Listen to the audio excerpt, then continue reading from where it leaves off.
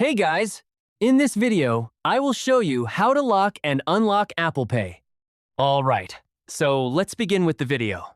First of all, open up the Settings app on your iPhone and scroll down until you find the option called Face ID and Passcode.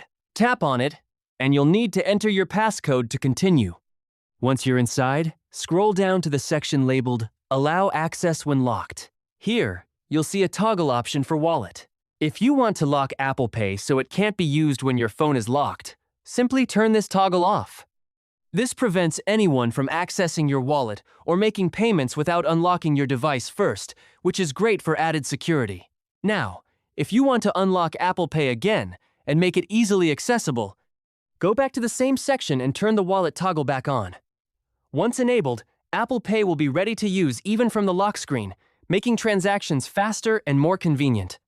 And that's it. So that's basically how you can lock and unlock Apple Pay. So that's all for this video. See you in the next one. Thanks.